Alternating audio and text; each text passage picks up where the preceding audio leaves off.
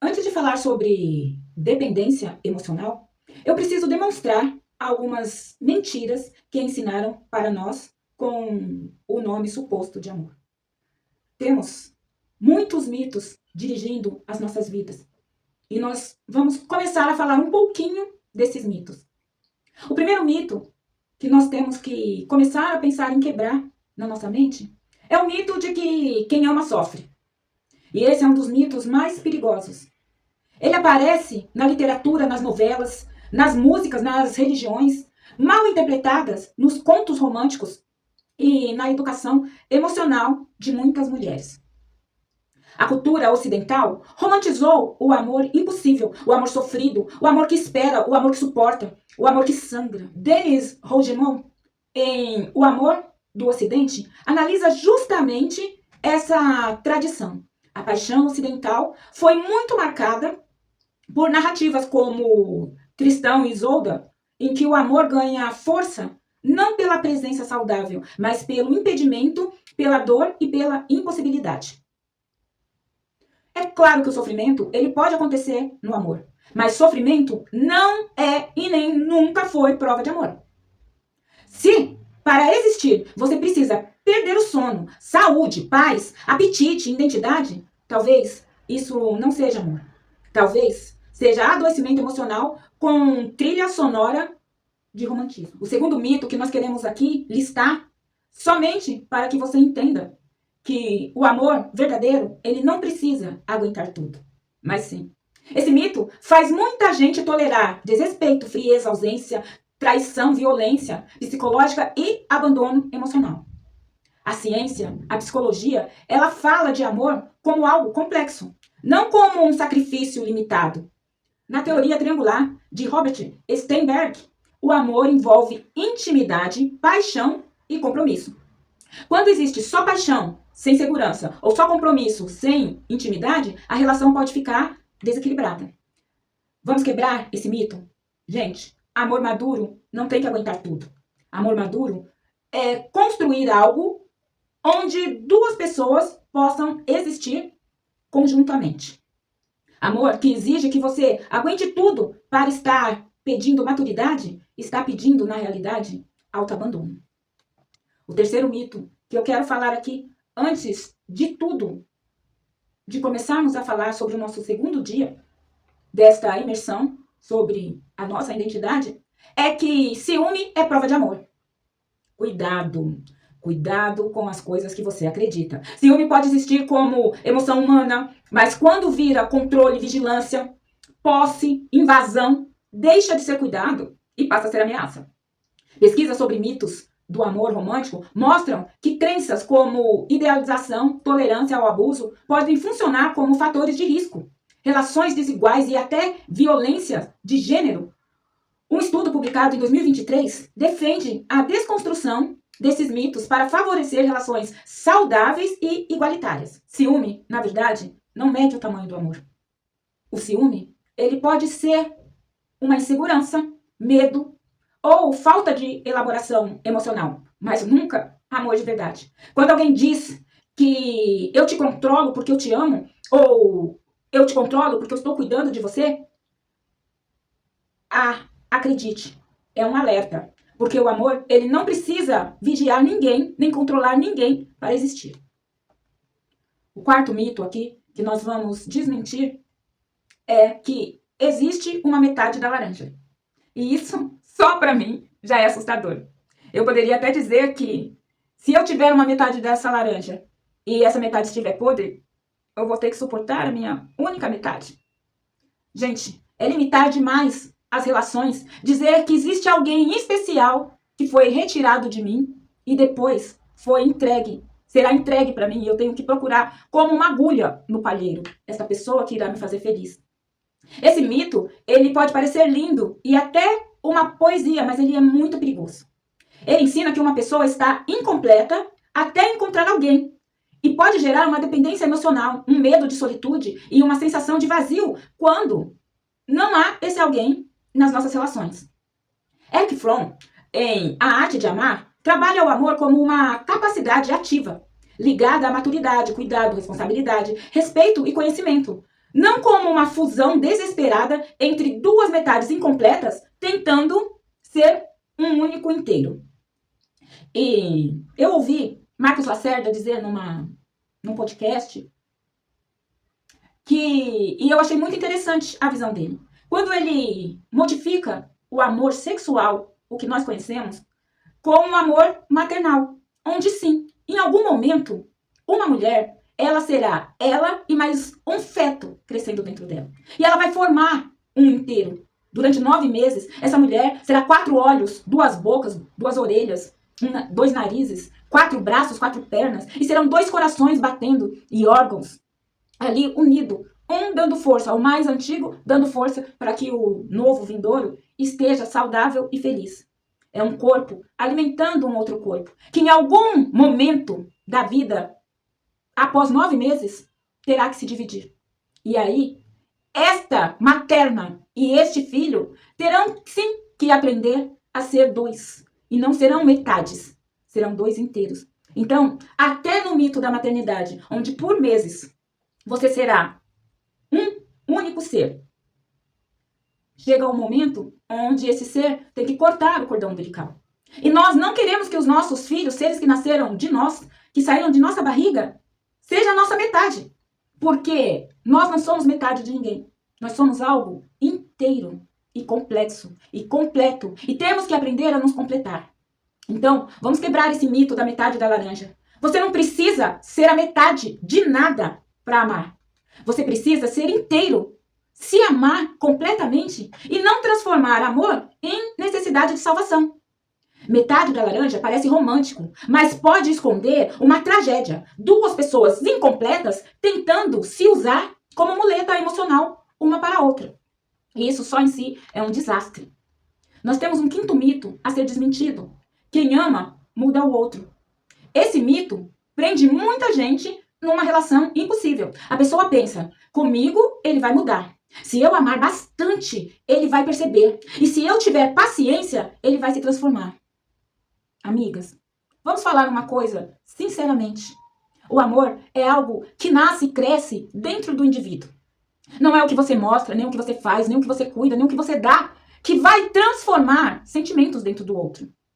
E se o outro não tiver consciente de que ele precisa mudar, crescer ou se transformar, ele não fará nada. E idem para você. Que se disserem para você que você tem que fazer algo que você acredita que não tem, isso vai entrar por um ouvido e sair pelo outro. Então por que você acredita que o seu amor é tão grande que você pode amar por 2? Que você vai mudar aquela pessoa, aquela característica, aquele caráter, aquele vício, aquele medo, aquela falta de vínculo? E não. Você amar não é motivo para você viver com ninguém. Nem se os 2 se amarem. Quanto mais se você amar sozinho, acreditando que o seu amor vale por tudo isso. Vamos ser sinceros? Correndo o risco de ser cruel. Você não é tudo isso. Então, não acredite que o seu amor vai conseguir cobrir uma multidão de pecados de outra pessoa. Se eu acreditasse em pecado, é claro.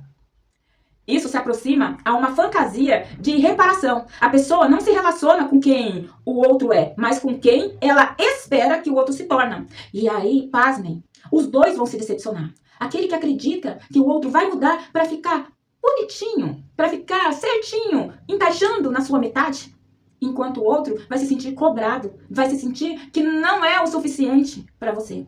E aí, existe muita dor nessa relação.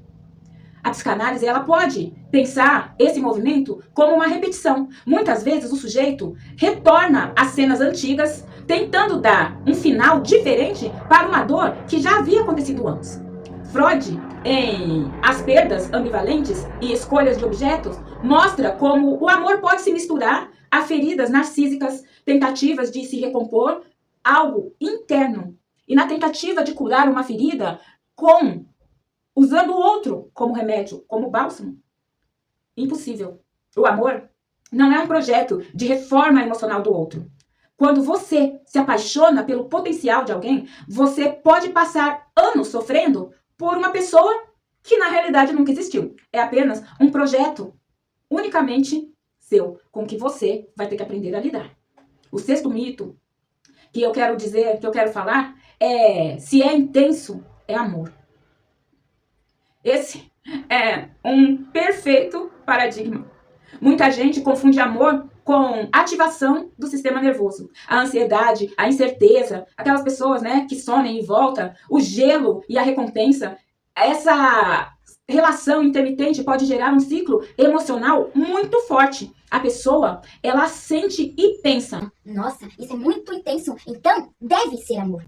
Mas pela psicologia do apego, especialmente a partir de Bauman e dos estudos posteriores com Razan Shaver, os vínculos adultos podem ativar padrões de apego.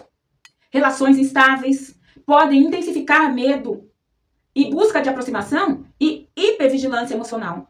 A procura desse amor, quando seu apego é doentio, você, em vez de encontrar o amor, você encontra o ciúme, o medo, a hipervigilância. E aí vai ter, ao invés de um amor, que você vai poder dividir a sua vida, multiplicar, somar, você vai estar mesmo destilando dor, sofrimento e falta de saúde emocional. A intensidade não é sinônimo de amor.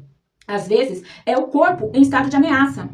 Você deve se lembrar. Se não se lembra, vai lá no meu canal do YouTube, Corpo Consciência com Kelly Damasceno, e procure o vídeo que eu falo sobre os tipos de apego. E dependendo do seu tipo de apego, principalmente se for um apego doentio, você vai perceber que isso vai levar você não ao amor, mas a relações tão doentias quanto o seu apego.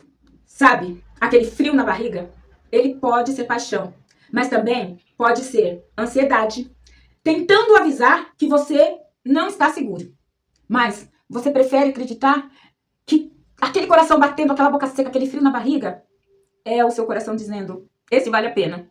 Quando, na realidade, pode ser apenas a sua ansiedade dizendo, corra, este perigo eu já vi antes. Apesar de estar no seu inconsciente, a sua mente vai tentar te avisar com esses mesmos sintomas.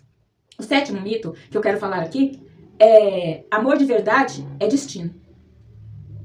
Gente, esse mito, ele tira 100% a responsabilidade da pessoa que acredita nele.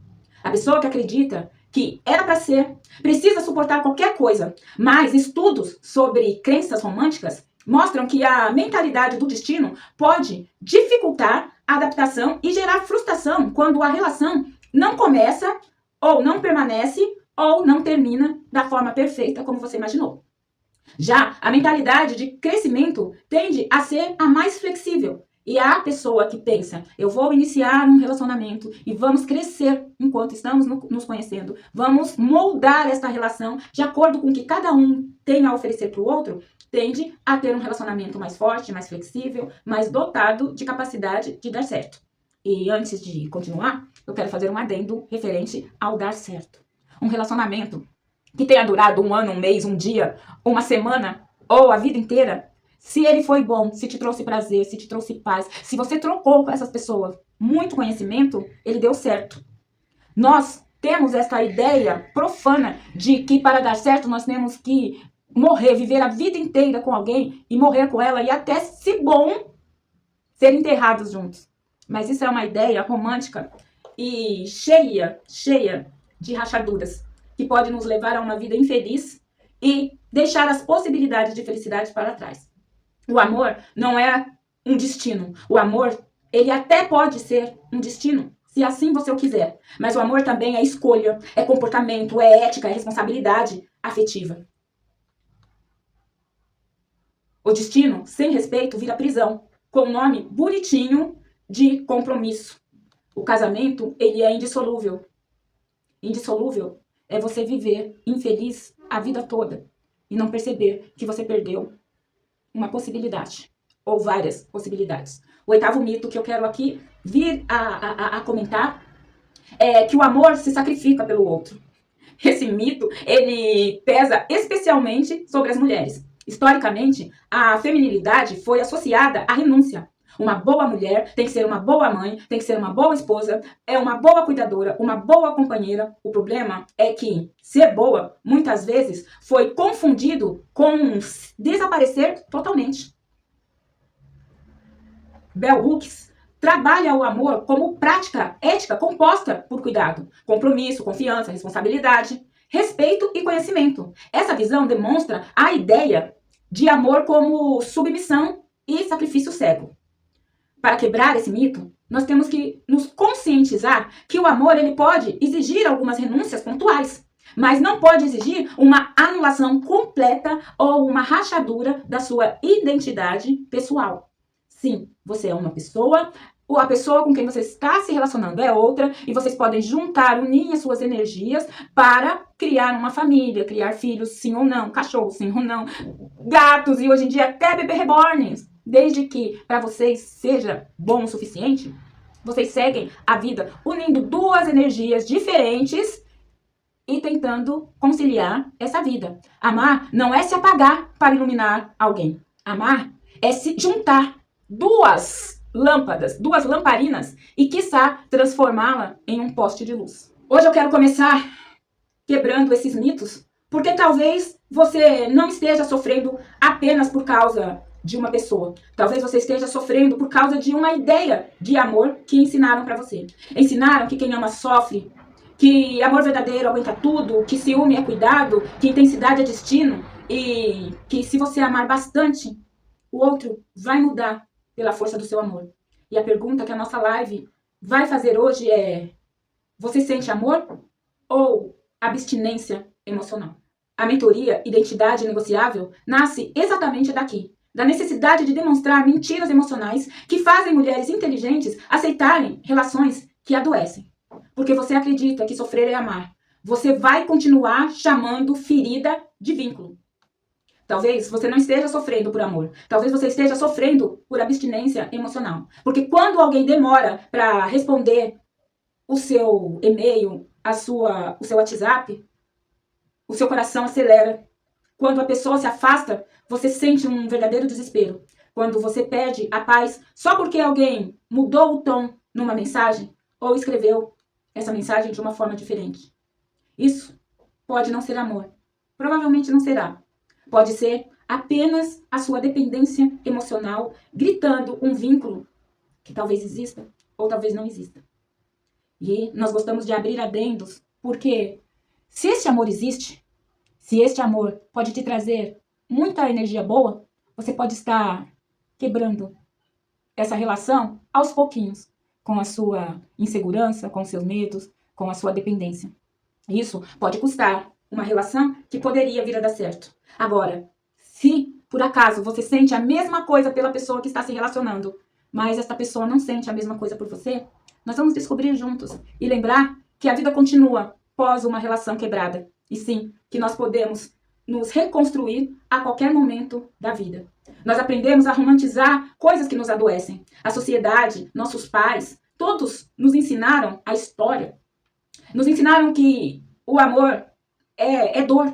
Nós vemos músicas, nós vemos filmes, nós lemos livros que mostram o quanto amar dói. Que sentir demais a intensidade. E quando você ama demais mesmo aquela pessoa que não te dá a mínima, você é uma super mulher. Que ansiedade é paixão, que obsessão é prova de vínculo. Meu Deus! Quantas ideias inúteis que só atrasam a sua vida e transformam as suas relações em relações doentias.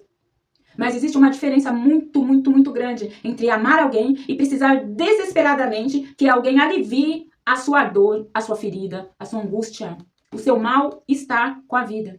A dependência emocional, ela não começa no relacionamento, ela começa muito antes. E começa quando alguém aprende que o amor é instável, a presença é imprevisível, o carinho precisa ser conquistado e a validação nunca é garantida. E aí a pessoa cresce emocionalmente em estado de alerta. Quando uma criança vive numa família onde há toda essa instabilidade, onde o ambiente não é minimamente suportável, onde existe aí uma imposição de conquista, seja bonzinho, senão a mamãe vai ficar triste, faça isso, senão deixa o papai chateado. A criança, ela cresce aprendendo que amar é um perigo. Na teoria do apego, falando novamente da teoria do apego, especialmente, nos estudos de Bauer, entende-se que experiências emocionais precoces moldam a forma como o sujeito se vincula. E quando existe aí esses mal cuidados, inconscientemente, o sujeito fica sempre em alerta emocional, acreditando que será rejeitado, abandonado, que a vida afetiva é cheia de imprevisibilidade.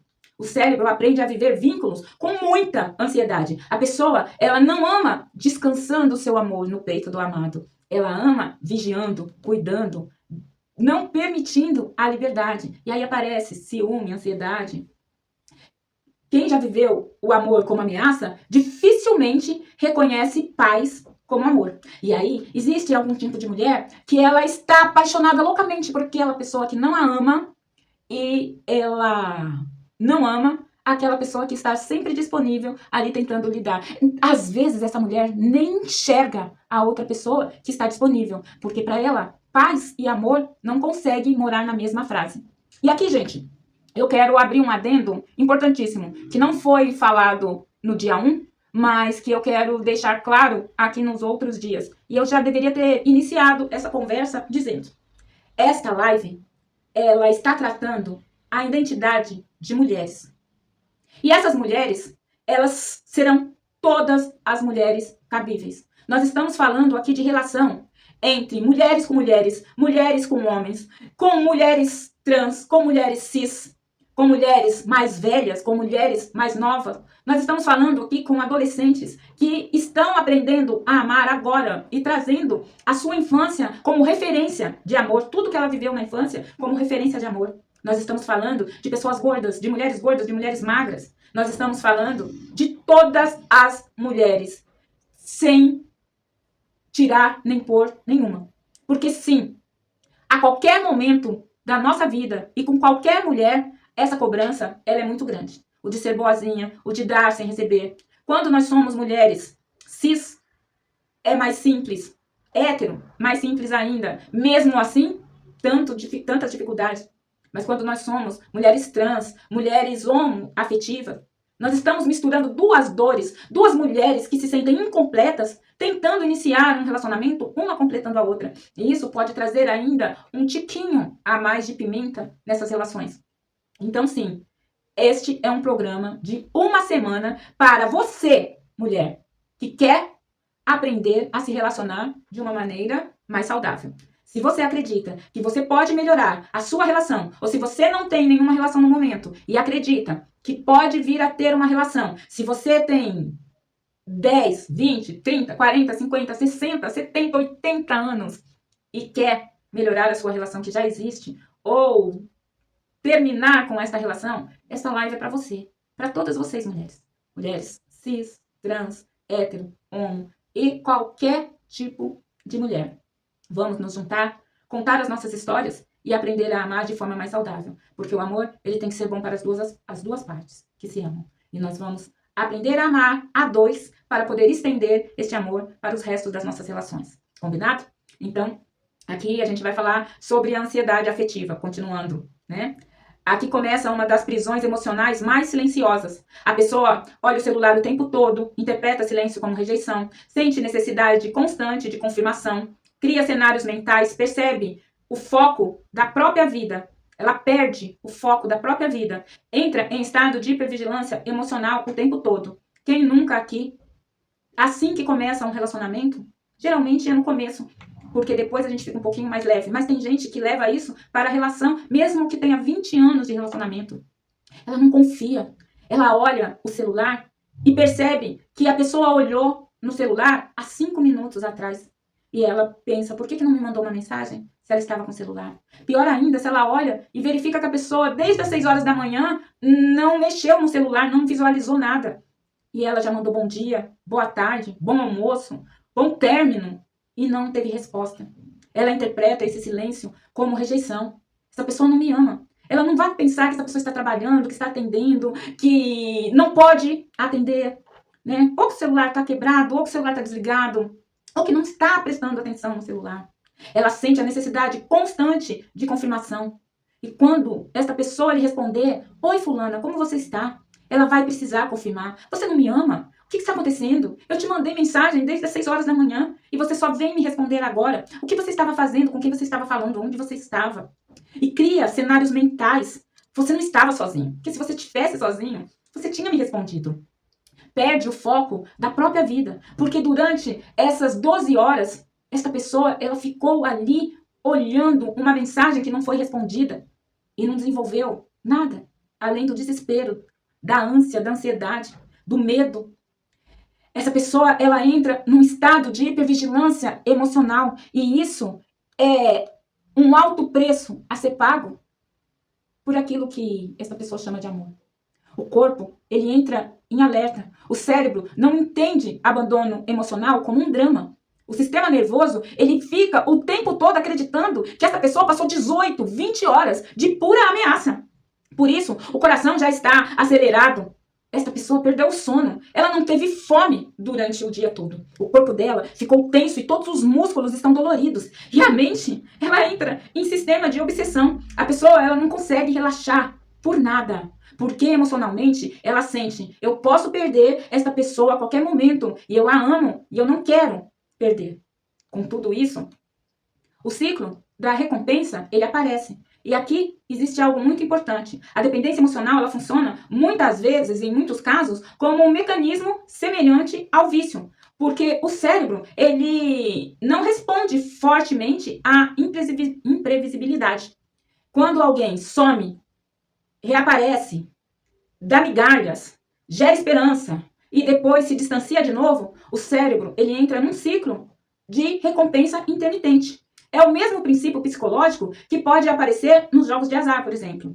A incerteza mantém o sujeito preso, esperando a próxima recompensa. Então, a pessoa não fica presa apenas no amor. Ela fica presa na expectativa. Às vezes, você não sente saudade da pessoa. Você sente abstinência da validação que esta pessoa te dava. Ou te dá, mas te dá de forma a te relegar a uma obsessão emocional. A dependência emocional transforma um outro em centro emocional da sua vida. E isso é perigoso, porque o humor, o seu humor, depende da resposta do outro. Porque o seu dia depende da quantidade de atenção que ele te dá. Porque a sua autoestima depende do interesse que o outro tem em você. A pessoa, para existir como sujeito inteiro, ela começa a viver em função de um único vínculo. A isso nós damos o nome de hiperfoco emocional. Hiperfoco emocional. O hiperfoco emocional é quando existe um momento em que a relação, ela ocupa todo o seu espaço. O seu pensamento, a sua imaginação, a sua rotina, a sua energia e a sua expectativa. A pessoa não consegue mais trabalhar em paz, descansar em paz, estudar em paz. Ela vive o presente. Tudo gira em torno de uma resposta, de um bom dia, de um contato, da possibilidade de um encontro e do medo extenuante do abandono. O que a pessoa chama aqui de intensidade, muitas vezes não é intensidade, é ansiedade. Porque amor saudável tende a trazer segurança, construção, presença, previsibilidade e emocional. Já a dependência, ela traz o contrário, medo, urgência, desespero e hiperatividade emocional. O amor traz paz, dependência traz ameaça. Você não deveria precisar perder sua estabilidade emocional para sentir que alguém te ama. O problema é que a dor, a sua dor, toda essa dor vira sua própria identidade. Depois de muito tempo vivendo assim, a pessoa começa a acreditar que isso é normal. E ela se diz, eu sou intensa, eu amo demais, eu sinto muito, meus sentimentos são muito grandes. E às vezes, ela apenas nunca aprendeu a amar sem sentir medo. A psicanálise, ela prevê a repetição. Freud falava sobre a compulsão, a repetição. O sujeito retorna inconscientemente a experiências emocionais, tentando dominar uma dor que nunca conseguiu elaborar antes. Então, muitas pessoas apenas repetem. Repete o abandono, sendo abandonada novamente. Repete a instabilidade que viveu na infância, vivendo uma relação instável. Repete a rejeição, quando ama o inalcançável. E repete relações confusas, porque para ela aprendeu lá no psiquismo que amar era assim, porque foi assim que ela sentiu pela primeira vez lá na sua infância. O psiquismo, ele tenta encontrar, o psiquismo, ele só repete tanto assim, porque ele tenta encontrar um final diferente para uma ferida antiga. Mas ao contrário de você agir diferente, porque hoje você já não é mais uma criança, porque hoje você já sabe se defender, você continua fazendo a mesma coisa, esperando um resultado diferente. E claro que isso impacta a sua saúde mental. Dependência emocional prolongada pode gerar ansiedade crônica, crises emocionais, insônia, compulsão, depressão, esgotamento psíquico e perda de identidade. O corpo, ele sente tudo isso, porque o sistema nervoso, ele não consegue descansar quando você vive em situação de ameaça constante. E a ameaça afetiva, para o corpo, é a mesma coisa que se você estivesse correndo de um leão todos os dias, por muito tempo. Mas existe uma saída, gente. A saída começa quando você entende que amor não deveria parecer sobrevivência, que vínculo não deveria exigir seu desespero e que reciprocidade não deveria ser confundida com favor. Talvez você não esteja vivendo o amor, talvez você esteja vivendo um medo de perder. E ninguém consegue construir paz emocional enquanto transforma outra pessoa em fonte da sua própria sobrevivência. Eu acho que você merece viver um amor onde o seu corpo consiga descansar, porque relações saudáveis não fazem você viver em estado de ameaça. Hoje, nós falamos sobre uma dor que muita gente chama de amor, mas que no fundo parece mais uma sobrevivência emocional. Porque se nós olharmos lá para sua infância, nós vamos ver que o seu amor primário falhou, que os seus cuidadores falharam. E isso pode até não ser culpa deles, porque tem muito mais a ver com a nossa percepção do que com o que realmente houve. E pode ser que a sua percepção esteja correta, ou pode ser que não, que tenha sido apenas uma percepção infantil. Mas foi assim, desta forma que você aprendeu a amar. Hoje, nós falamos sobre pessoas que vivem em estado de alerta, que confundem ansiedade com intimidade, com intensidade, que para eles, para elas, o silêncio é rejeição e migalhas aparecem como prova de amor. Porque quando alguém precisa perder a própria paz para manter uma relação, isso já não é mais amor saudável. Nós falamos sobre a dependência emocional. Nós vimos que a dependência não é fraqueza. Muitas vezes é uma adaptação psíquica construída por você mesmo ao longo de anos que você sofreu por medo de abandono, por carência emocional e por feridas que nunca foram realmente vistas, visitadas e curadas. E com certeza agora você deve estar começando a perceber uma coisa muito importante. O problema talvez nunca tenha sido apenas quem você escolhe, mas aquilo que dentro de você continua aceitando relações que te ferem. Porque você pode trocar de pessoa, mas se o padrão continuar, a dor só vai mudar de rosto, mas nunca vai mudar de história. E é exatamente sobre isso que nós vamos falar amanhã, dia 3. O problema não é quem você atrai, o problema é o que você aceita. Eu vou te mostrar por que você repete os mesmos relacionamentos, por que a dor parece sempre igual, como o inconsciente recria padrões emocionais e o motivo pelo qual tantas pessoas vivem ciclos afetivos que parecem amaldiçoados. Porque existe um padrão invisível dentro de você, que talvez esteja escolhendo sofrimento enquanto você acredita que está escolhendo amor. Se essa live abriu sua mente, comente mais uma vez identidade e compartilha esse vídeo e volta amanhã. Porque o que você vai entender no dia 3 pode mudar completamente a forma como você enxerga os seus relacionamentos. E a nossa intenção é resgatar a sua identidade, somente para que você consiga aprender a ser feliz. Um beijo, um abraço apertado e eu espero você amanhã. Não perca, que isso vai fazer diferença na sua vida.